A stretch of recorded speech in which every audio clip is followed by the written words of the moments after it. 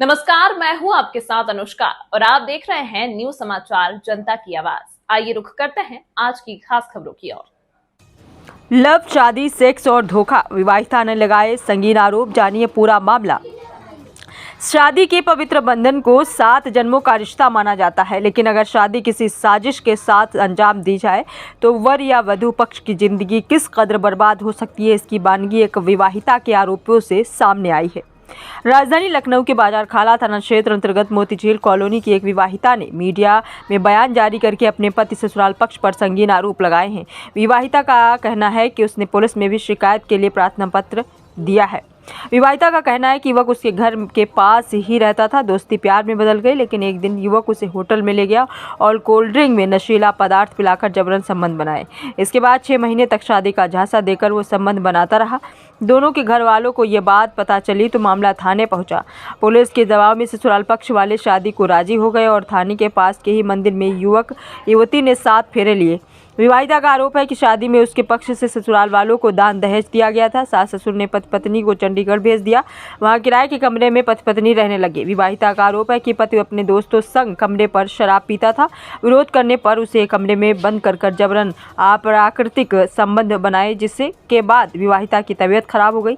विवाहिता ने वापस लखनऊ चलने की बात कही तो इसमें भी उसे धोखा ही मिला।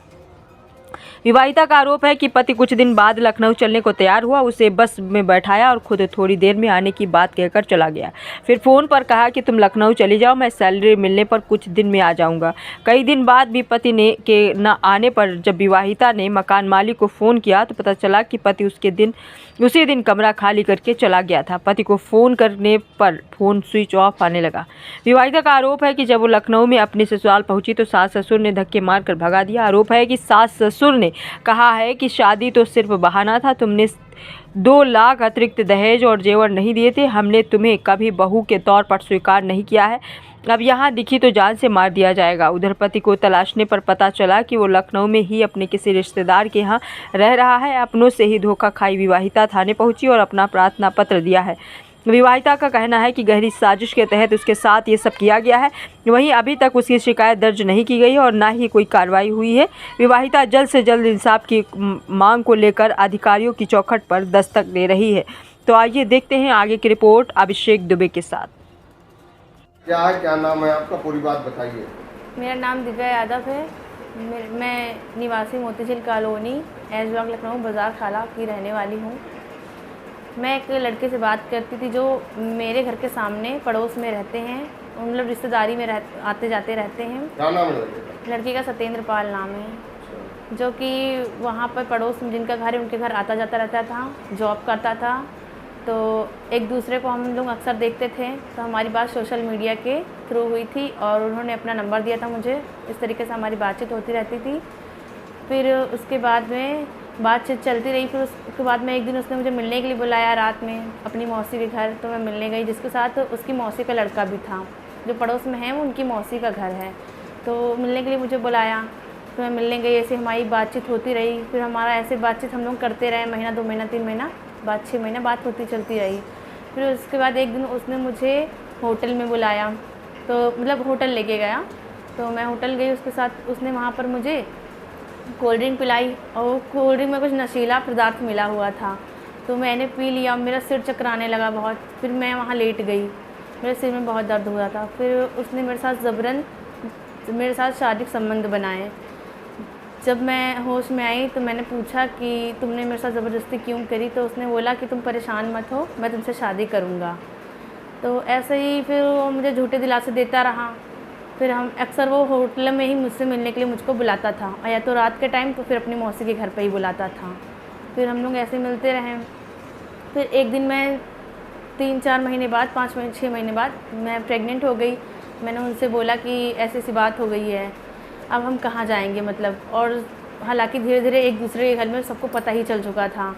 फिर उसके बाद में उस लड़के ने मुझसे शादी के लिए साफ इनकार कर दिया कि हम शादी नहीं करेंगे। फिर मैंने तुरंत मतलब जाकर 112 मिलाया। मैंने अपनी समस्या बताई तो उनके घर वाले कौन से थाने गए? बाजार खाला मैं गई। मैंने अपनी समस्या सारी बताई तो फिर उन्होंने उन लोगों को बुलवाया और लड़के को बुलवाया। फिर वहाँ पे ज़ोर ज़बरदस्ती दबाव से दबाव में आकर वो लोग, पुलिस के दबाव में आकर उन लोगों ने हमसे मतलब उन्होंने शादी करवा दी।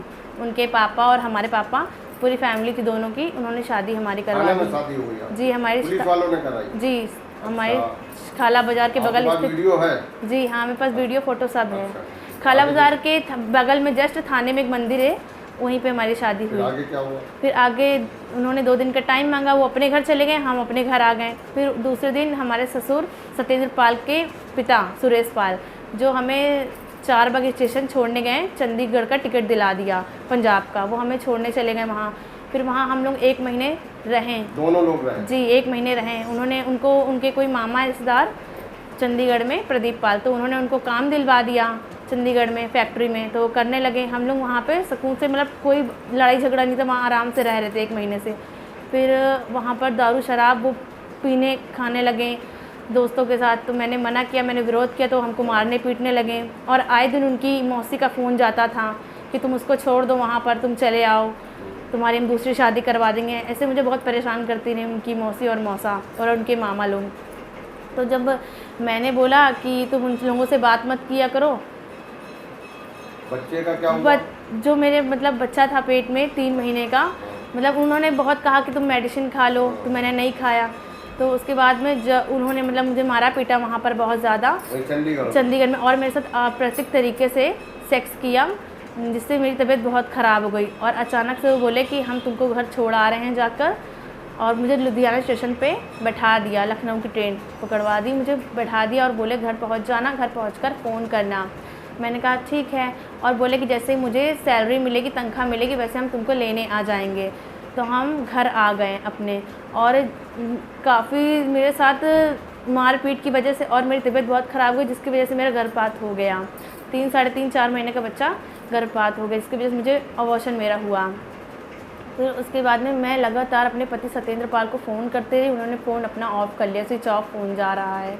और फिर उसके बाद उनके मतलब अपने ससुराल में गई, और वहाँ पे मैंने चंडीगढ़ पे 1-2 बार फ़ोन भी किया, मकान मालिक से पूछा मेरे यहाँ हस्बैंड आए, तो वो बोले कि नहीं तुम्हारे हस्बैंड नहीं यहाँ आए, वहाँ से भाग गए हैं, मतलब पैसे वैसे वो ताला लगा कर सब अपने कपड़े वपड़े लेके चले गए यहाँ से, वो कमरे पर नहीं हैं। फिर उसके बाद में मैं अपने ससुराल गई, जो कि न्यू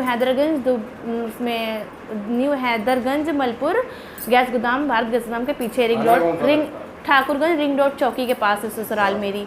तो फिर मैं वहाँ पर गई, तो मैंने अपने सास ससुर से ये सब बताया, हालांकि उनको पता था, उन्होंने ही मुझे भेजा था। तो उनके मेरे सास ससुर और उनकी मौसी सरोज पाल और मेरे मामा राम बालक, सत्येंद्र के मामा राम बालक, इन लोगों ने मुझे वहाँ से धक्के मार के निकाल दिया, मार पीट के कि तुम यहाँ से जाओ, हमारा सत्येंद्र से कोई मतलब नहीं है, तुम यहाँ से चली जाओ। उन लोगों ने मुझे वहाँ से भगा दिया। और फिर मैंने वहाँ पर तुरंत उसी समय 112 डायल की, जो रिंग रोड चौकी से 2-3 पुलिस वाले आए, जो मुझे लेकर वहाँ थाने गए। फिर मैंने वहाँ पे एक तहरीर दी, तो वहाँ तहरीर जो मैंने दी थी, वहाँ तहरीर कोर्ट चली गई, मतलब मेडिसिन के लिए चली गई। उन्हें समझाया उन पुलिस वालों ने कि उन्होंने, फिर मेरे ससुर ने टाइम लिया 2 महीने का, कि 2 महीने में लड़के को बुलवा लेंगे। सॉरी 2 दिन का टाइम लिया, मतलब 2 महीने या 2 दिन का टाइम लिया कि हम बुलवा लेंगे। तहरीर लिख ली गई? नहीं, मेरी तहरीर नहीं लिखी गई है। उन्होंने मतलब मेडिसिन हमारा 3 बार फेल होके आ चुका है, कोई सुनवाई नहीं कर रहे हैं वो लोग। क्या चाहती हैं आप?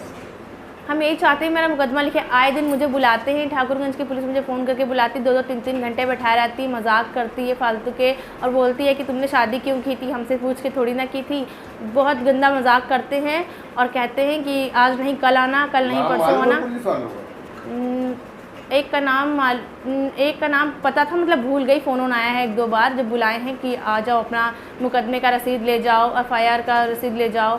तो मैं गई। आप आगे कार्रवाई चाहती हैं अपने पति के खिलाफ? जी, मैं कार्रवाई चाहती हूँ। वो सब पूरा घर भर मिला हुआ है, और मैं यही चाहती हूँ कि जल्द से जल्द वो लोगों को गिरफ्तार। कुछ पता है? इस समय वो अपने मामा के घर रह रहे हैं, जो कि मेरे ससुराल के पीछे है। इसकी कार्रवाई से आप संतुष्ट नहीं? नहीं, बिल्कुल नहीं। वो आए दिन मुझे बुलाते हैं और मेरी दी हुई तहरीर पे मुकदमा ही नहीं लिख रहे हैं वो लोग।